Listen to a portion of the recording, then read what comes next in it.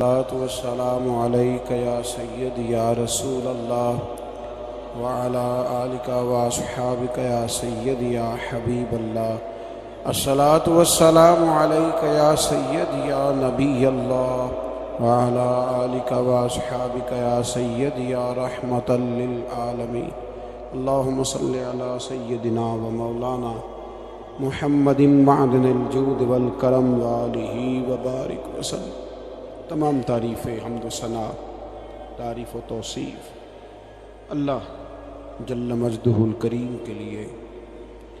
ہر قسم کے درود و سلام نبی محترم، شفیع محتشم، آقا کل، ختم رسول، دانہ سبل، احمد مجتبیٰ جناب حضرت محمد مصطفیٰ صلی اللہ تعالی علیہ وسلم کی ذات والا صفات کے لیے.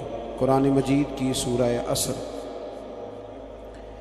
صحابہ کرام علیہم رضوان کی عادت تھی کہ جب کسی سے ملاقات کرتے تو السلام علیکم کے بعد سورہ عصر کی تلاوت کیا کرتے تھے.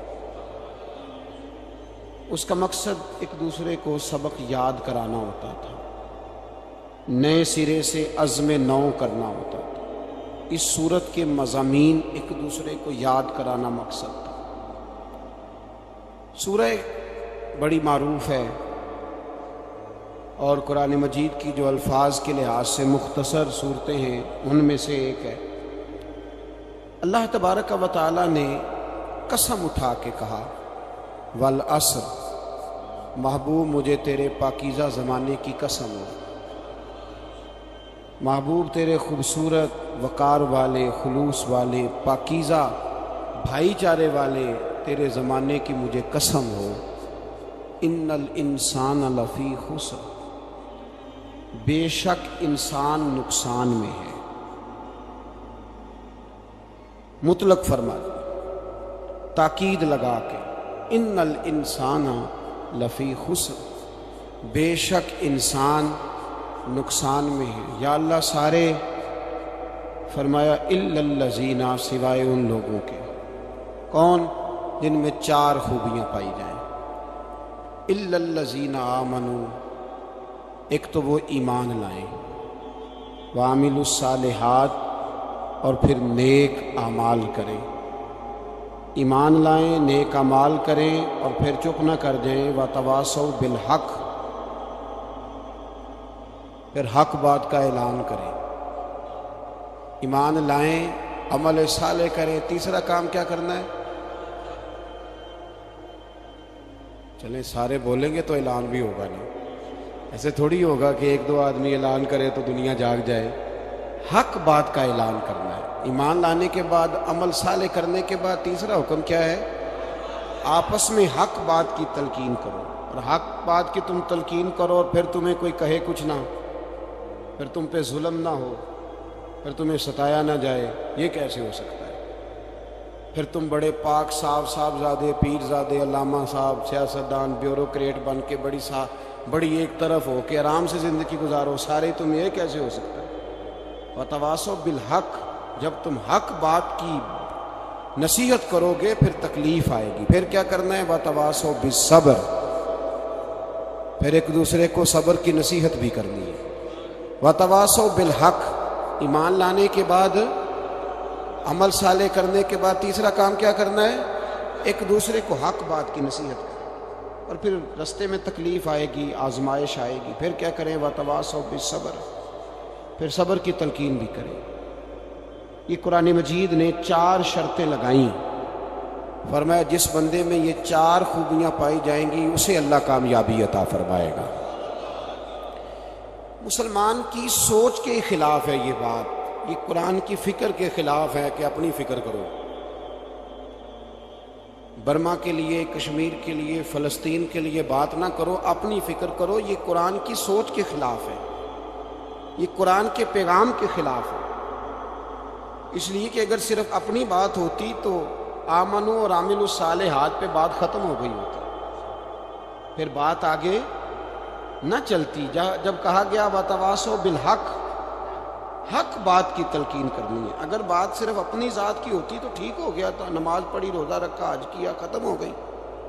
لیکن میرے نبی پاک صلی اللہ تعالی علیہ وسلم نے ارشاد فرمایا، ایک بستی میں 2 3 4 نیک لوگ رہتے تھے۔ میرے پیارے کریم رسول فرماتے ہیں 3 4 بڑے پرہیزگار، متقی، صاف ستھرے صوفی صاحب، درویش صاحب، علامہ صاحب، بڑے جو کہتے تھے بالکل جی میں کوئی بات نہیں کرتا، کسی بادشاہ کو نہیں چھیڑتا، میں تو بس لوگوں کو اللہ اللہ بتاتا ہوں، میرا کوئی تعلق نہیں، کوئی مرے کوئی جیے، بڑے نیک صاف ستھرے پرہیزگار۔ باقی ساری بستی گناہ کرتی تھی۔ نبی پاک علیہ السلام فرماتے ہیں رب کریم نے کچھ عرصے تک مہلت دی، پھر مشیت خداوندی، اللہ کا قانون حرکت میں آیا تو کہا جبریل ساری بستی تباہ کر دو، تباہ کر دو۔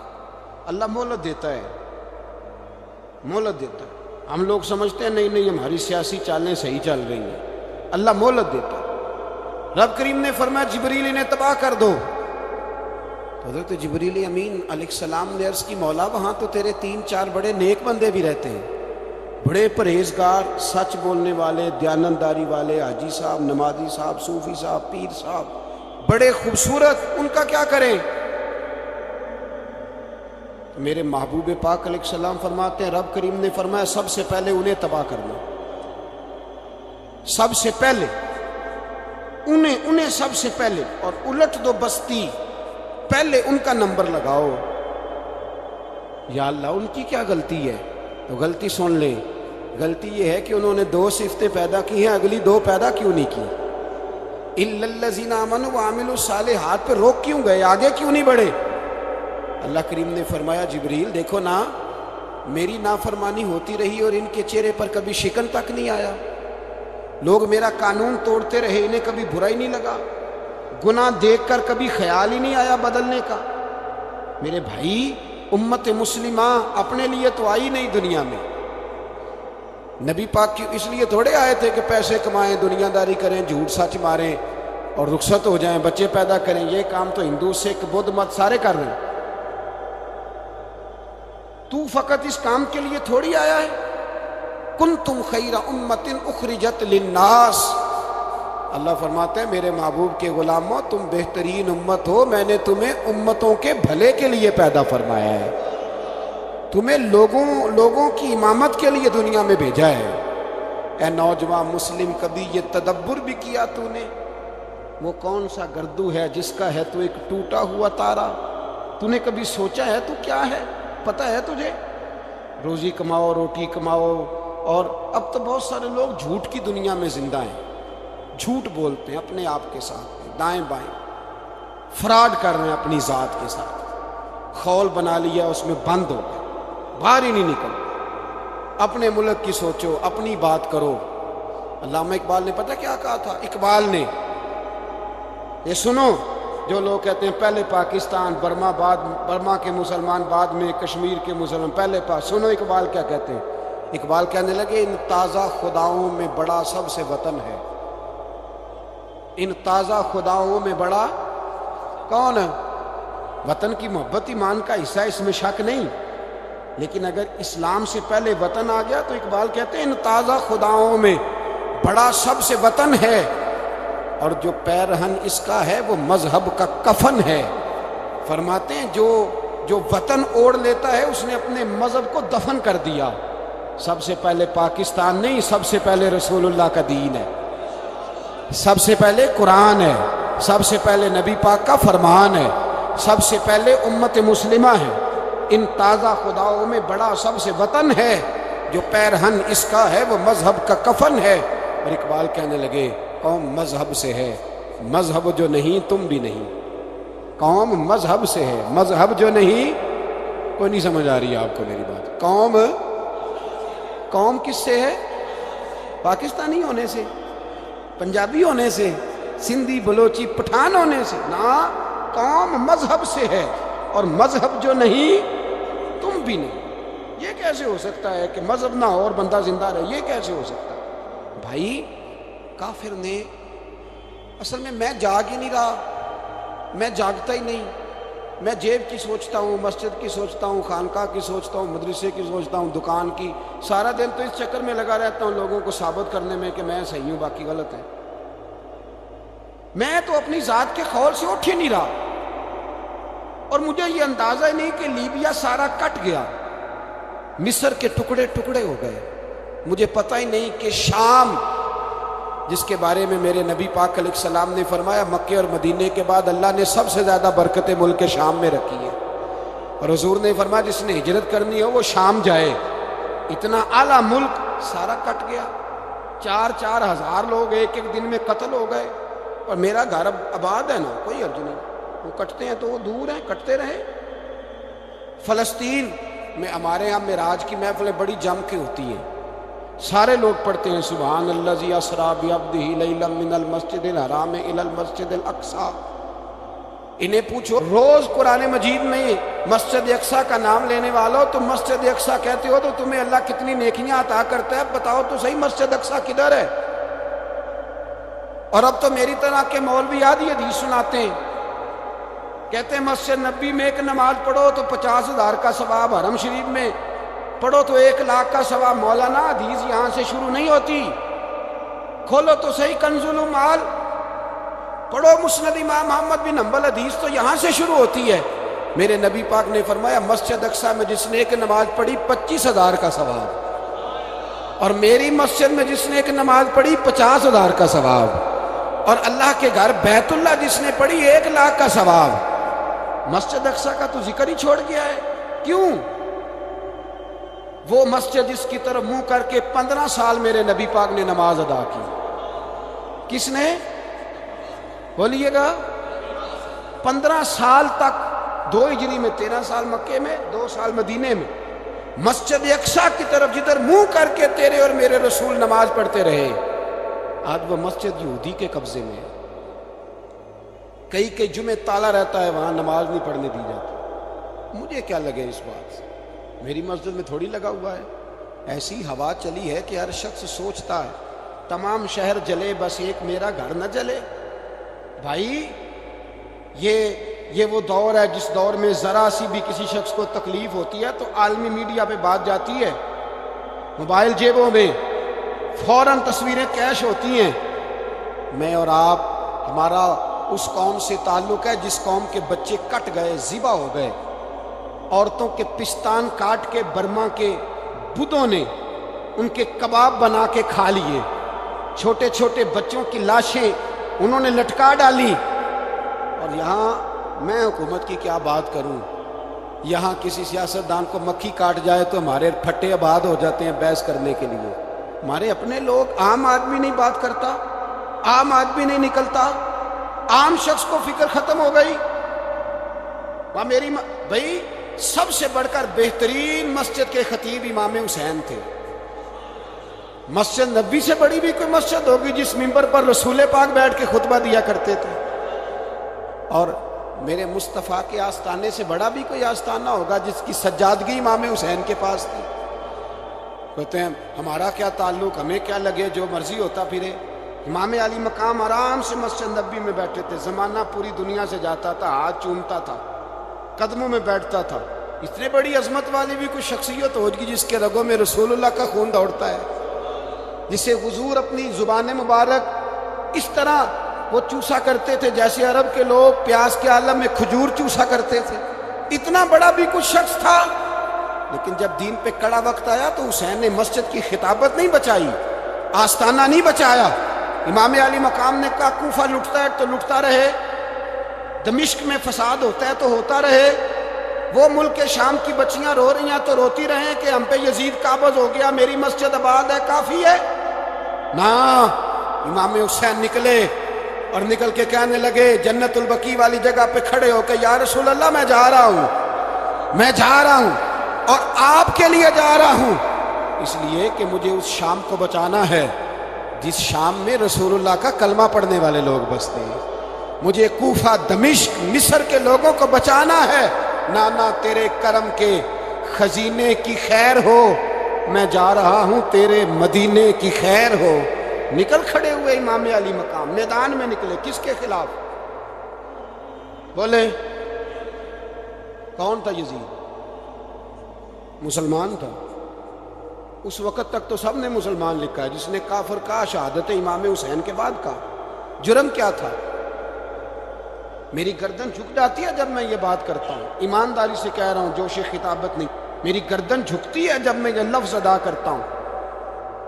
امام علی مقام اس شخص کے خلاف نکلے، سارے خطبے امام حسین کے پڑھ کے دیکھو، امام حسین نے فرمایا یزید شرابی ہے، شرابی مسلمانوں کا حکمران ہو سکتا؟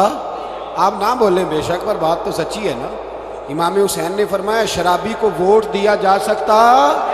فرمایا رنڈیوں کا ناچ دیکھتا ہے جو مجرے دیکھے، جو رنڈیوں کے ناچ دیکھے وہ مسلمانوں کا حکمران ہو سکتا؟ امام حسین میدان میں نکلے اور 18 سال کے علی اکبر سے لے کر 6 مہینے کا علی اصغر دے دیا، لیکن شرابی کو برداشت، بے حیا کو برداشت تو میں کیسے کرتے ہوں؟ دوستی قاتل سے بھی، مقتول سے یارانہ بھی، اپنی جیب سے فلک سے چھپوا کے ظالموں جابروں بدماشوں کو ووٹ دیتے ہو۔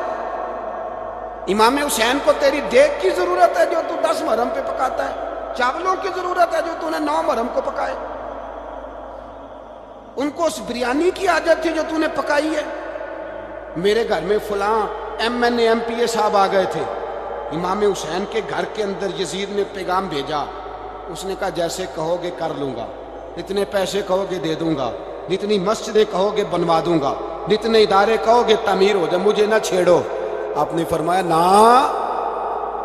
مسجد مدرسے اس وقت آباد رہتے ہیں جب حکمران صحیح ہوتے ہیں، اور جب حکومتیں غلط ہوتی ہیں تو پھر مساجد آباد، پھر مدارس کی آباد کاری ہو ہی نہیں سکتی۔ میں دین میں نیا رکھنا کھول دوں؟ امام علی مقام کھڑے ہوئے، پر میں کیا کروں؟ حکومت کیا کروں؟ حکومت سے کیا کہوں؟ اگر میری ملت کے اپنے جوان کے موبائل میں رنڈیوں کا ناچ ہو تو 10 محرم کو تو امام حسین کربلا میں تڑپ جاتے ہوں گے۔ اگر 9-10 محرم کو جو نکلا امام علی مقام کی بات کرنے کے لیے، وہ نوجوان اگر سگریٹ کا، شراب کا، بدماشی کا عادی ہو تو حضرت علی اصغر کہیں گے نا میری قربانی کا کیا بنا؟ وہ تو نکلے تھے عریانی اور فحاشی کے خلاف، اور اگر ملت کا جوان روز چوک میں کھڑے ہو کے لڑکیوں کو تاڑتا ہو تو حضرت علی اکبر تو اپنی قبر میں روتے ہوں گے کہ یہ اس قوم کے لیے جان دے دی جو آج یزیدی طریقوں پہ عمل کر رہی ہے، جو ساری رات گند دیکھ کے سوتی ہے، جو ساری رات بے حیائی، فحاشی اور عریانی میں لگی رہتی ہے، ان لوگوں کے لیے جان دے دی۔ اتنا ظلم ان شہیدوں کے ساتھ، اور 10 محرم کو دیگ پکا کے کہتا ہے میں امام حسین کا ماننے والا ہوں، میں امام علی مقام سے پیار کرنے والا ہوں۔ نہ بھائی، نہ دو رنگی چھوڑ کے یک رنگ ہو جا، سراسر موم ہو جا یا سنگ ہو جا، امت مسلمہ کو بیدار ہونا پڑے گا۔ امام علی مقام میدان میں نکلے، ڈٹ کے نکلے، اور امام نے فرمایا میدان میں نکل کر کہ میرا وطن مدینہ ہے، میرا وطن مدینہ ہے، پر مدینہ بعد میں، رسول اللہ کا دین پہلے۔ تو پاکستان کی بات کرتا ہے؟ امام علی مقام نے فرمایا مدینے کی شریعت بعد میں، رسول اللہ کا دین پہلے، اور تیرے تو بچے عام سے ہیں۔ امام حسین نے فرمایا میری گود میں جو بچے ہیں وہ رسول اللہ کے نواسے ہیں، پر بچے بعد میں، نبی پاک کا دین پہلے۔ آپ نے فرمایا تیری بیٹی بڑی باوقار ہوگی، اس کی بڑی عزت ہے، تو کہتا ہے بیٹی کی وجہ سے بلیک میل ہو گیا، لیکن جو شان خدا نے حسین کی بیٹی کو عطا فرمائی، جن بچیوں کا سر کا بال ننگا ہو جائے، سر کا بال ننگا ہو جائے، تو امام شورانی فرمایا کرتے تھے اگر مدینے میں کسی سید زادی کے سر کا بال ننگا ہوتا تھا تو سورج اپنا منہ چھپا لیا کرتا تھا، سورج چھپ جاتا تھا بادلوں کی اوٹ میں، اور مدینے والے سمجھ لیتے تھے کہ گھر میں کام کرتے کرتے کسی سید زادی کے سر کا کوئی بال ننگا ہو گیا۔ ان شہزادیوں کا اتنا وقار، اور امام علی مقام نے فرمایا بیٹیوں کی فکر بعد میں، رسول اللہ کا دین پہلے رسول اللہ کا دین۔ قوم مذہب سے ہے، مذہب جو نہیں تم بھی نہیں۔ یاد رکھ میرے بھائی، امام علی مقام رضی اللہ تعالیٰ عنہ نے میدان میں نکل کر پہلے مذہب کی بات کی، اور آج دین نبی دا وانگ یتیمہ رووے تے کرلاوے تے آکھے میں کتھوں لبا عمر بہادر، میں کتھوں لبا عمر بہادر جڑا مینوں سینے لاوے، معصوم بچے، معصوم آج تک کدھر ہے تمہارا اقوام متحدہ؟ بلاؤ نا اسے، بھیک مانگتے پھرتے ہو کافروں سے، بھیک مانگتے ہو۔ بچہ شام کو گھر نہ آئے تو ماں دروازے پہ نظر لگا کہتی بیٹے ٹائم پہ آ جایا کر، مجھے نیند نہیں آتی، وقت پہ۔ برما کی اس ماں سے بھی جا کے پوچھو جس کا بچہ پلٹ کے آئے کوئی نہیں، آیا ہی نہیں، اس سے بھی پوچھو۔ بچے نے آدھی رات کو روٹی مانگ لی تو فالج زدہ ماں، اس کو فالج تھا، وہ رینگتی ہوئی اٹھی اور اس نے اپنے لال کو روٹی پکا کے دی۔ باپ کہتا رہا چل چھوڑ، سو جا بیٹے تیری اماں۔ اس نے کہا نہیں مجھے نیند نہیں آتی، بیٹا بھوکا ہے۔ اس ماں سے بھی کبھی پوچھ، اس ماں سے جو بنگلہ دیش کے خیمے میں بیٹھی ہے، تو بی بی سی لندن کا رپورٹر کہتا ہے کہ تیری خواہش کیا ہے؟ کہتی کوئی بھی نہیں، چلو 2 دن کے بعد ہی صحیح میرے بیٹے کو ایک روٹی دے جایا کرو، یہ روٹی مانگتا ہے مجھ سے، میں کدھر سے لاؤں؟ یہ لوارث قوم ہے، میں حکمران سے جا کے بات کروں؟ جب میرا اپنا نمازی مسلمان کہتا ہے پہلے پاکستان کے بچے تو پال لو، میرے بھائی تجھے خبر ہی نہیں، یہ تو جانا تو کبھی گنبد خضرا پہ، تو میرے مصطفیٰ نے فرمایا من ازا مسلم فقد ازانی، فرمایا جب میرا مسلمان تکلیف میں ہوتا ہے تو میں گنبد میں تکلیف میں ہوتا ہوں، مجھے درد ہوتا ہے، مجھے اذیت ہوتی ہے۔ پوچھ جا کے محبوب پاک سے، میرے عزیز کسی کو غم ہی نہیں ان لوگوں کا، کسی کو پرواہ ہی نہیں، کچھ سوچتا ہی نہیں ان کے بارے میں۔ میں اپنے گھر میں مست ہوں، آپ اپنے گھر میں مست ہیں۔ میرے رسول اللہ کی امت لٹ گئی ساری، جگہ جگہ تباہی، 1 انچ دھرتی پر زمین ایسی نہیں جو کافر کی ہو اور خون بہتا ہو۔ ایک ریمن ڈیوس امریکی کتا یہاں بند تھا مسلمانوں کے قتل میں، انہیں اپنی قوم کی اتنی فکر تھی وہ راتوں رات چھڑا کے لے گئے، لیکن میری اور تیری بہن عافیہ صدیقیہ سالوں سے بند ہے۔ تڑپ کے پوچھا ہے مسلمانوں نے کہ اس کی غلطی تو بتاؤ، اس کا قصور نہیں پر وہ بند ہے، کوئی نہیں بات کرنے والا، کوئی نہیں۔ مسجد جانے جمعہ تو پڑھانا ہے، اس میں غرض نہیں درد ہے کہ نہیں کہ اس میں تو اتنا پتہ ہے 1 گھنٹے تقریر ہے کرنی ہے۔ پیر صاحب صبح سے شام تک تعویذ لکھتے، سیاستدان صبح سے شام تک جنازہ بھی تب پڑھتا ہے کہ مجھے ووٹ ملیں گے۔ تاجر کہتا ہے بس دکان چلنی چاہیے، مر جائے میری طرف سے ساری دنیا، بس کرو، اس خول سے باہر نکلو۔ اے نوجوان مسلم، کبھی یہ تدبر بھی کیا تو نے وہ کون سا گردوں ہے جس کا ہے تو ایک ٹوٹا ہوا تارا؟ تو نے سوچا ہی نہیں کبھی، تجھے کبھی خبر ہی نہیں ہوئی کہ یہ کس قدر بڑا کام تھا؟ میرے رسول پاک صلی اللہ علیہ وسلم کے غلاموں جاگو۔ میں دعائی دیتا پھرتا ہوں، میں کہتا ہوں جٹ بن کے بڑا جی لیا، بٹ رائیں انصاری بن کے بڑا جیا، بس کر دو، بس کر دو۔ اب مسلمان بن کے جینا سیکھو، اب اپنی پہچان رسول اللہ کی غلامی بناؤ، اب کہو پہلے دین باقی ہر چیز بعد میں، بس کرو، بہت ہو چکا ہمارے ساتھ، اب تھوڑا جاگو۔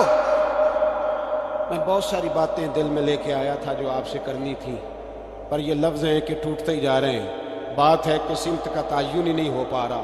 میرے بھائی میں تو کبھی کبھی سوچتا ہوں لگتا ہے رب بھی ناراض ہو گیا ہے اور ہمیں منانے کا طریقہ بھی بھول گیا ہے۔ نہ ہماری مسجدوں میں تہجد پڑھی جاتی ہے، نہ کسی کو نماز توبہ یاد رہی، نہ کوئی استسقاء والا ہے، کوئی نہیں۔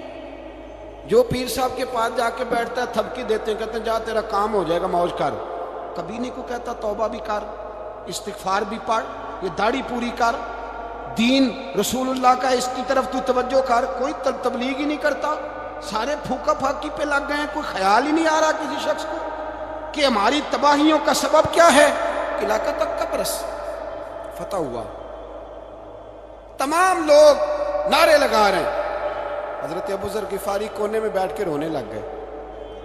مسلمانوں کو فتح ملی، سب لوگ نعرے لگا رہے ہیں، خوشی ہو رہی ہے کہ علاقہ فتح ہو گیا۔ حضرت ابو ذر غفاری رونے لگے اور تڑپ کے روئے۔ لوگوں نے کہا ابو ذر کیوں روتے ہو؟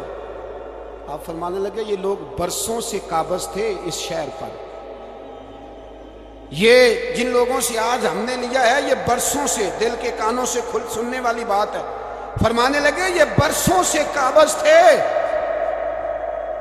انہوں نے اللہ کی نافرمانی کی ہے تو آج علاقہ ان کے ہاتھوں سے نکل گیا ہے۔ میں رو اس لیے رہا ہوں کہ خدایا کہیں ہم سے بھی نافرمانی نہ ہو اور یہ ہمارے ہاتھوں سے بھی نہ نکل جائے۔ شام نکل نہیں گیا ہمارے ہاتھوں سے، لیبیا نکل گیا، مصر نکل گیا، عراق نکل گیا، افغانستان نکل گیا، اور اگر دیکھو تو بالواسطہ بلا واسطہ ہر جگہ کافر کا ڈیرا، وہ رو رہے ہیں، کہتے ہیں جب قوم اللہ کی نافرمانی کرتی ہے تو علاقے نکل جاتے، تڑپ رہے ہیں۔ مجھے کوئی فکر نہیں، کوئی نہیں رویا مصر کے جانے پر، کوئی نہیں رویا لیبیا کی تباہی پر، شام کے بچوں پہ کوئی نہیں رویا۔ ہم لوگ یہاں عید مناتے رہے، عید پر لوگ نئے کپڑے لیتے رہے، اور برما کے مسلمانوں کو کفن تک نصیب نہ ہوا، کوئی نہیں تڑپا ان لوگوں پر، کسی کو خیال نہیں آیا۔ صاحب امام علی مقام کی فکر کو سمجھو، اس پر غور کرو، بس کر دو، نیند بڑی لمبی ہو گئی، اب اٹھو اس بیداری سے، اٹھو۔ جب قومیں نافرمانی کرتی ہیں تو ملک چھن جاتے ہیں، اور کافر باری باری کر کے باریاں لگا رہا ہے، باری باری تمہیں کئی دفعہ دھمکیاں دے چکا ہے، وہ تمہارا نمبر کئی دفعہ لگا چکا ہے، اب خواب غفلت سے اٹھ جاؤ، آگ پیروں تک آ گئی ہے، ایسا نہ ہو جلا ڈالے سارا کچھ۔ حضرت سیدنا ابو ذر غفاری رو کے فرمایا کرتے تھے جب تم نافرمانیاں کرو گے تو علاقے تمہارے ہاتھوں سے نکل جائیں گے۔ سو نکل گئے۔ غوث اعظم کے بغداد پہ کئی دفعہ بم گرے، مولا علی شیر خدا کا شہر نجف کئی دفعہ بم کی نظر ہوا، امام علی مقام کے کربلا میں اب تک کئی دفعہ جنگیں ہو چکی، اس لیے کہ ہم نافرمانی کرتے ہیں، علاقے چھن جاتے ہیں۔ دوسری بات یہ کہ پھر ہمیں وہ طریقہ بھی نہیں آتا جس سے رب کو منایا جاتا ہے۔ آپ یقین کریں مسلمان پہ ایک 5 وقت کی نماز ہے، وہ بھی بوجھ ہے۔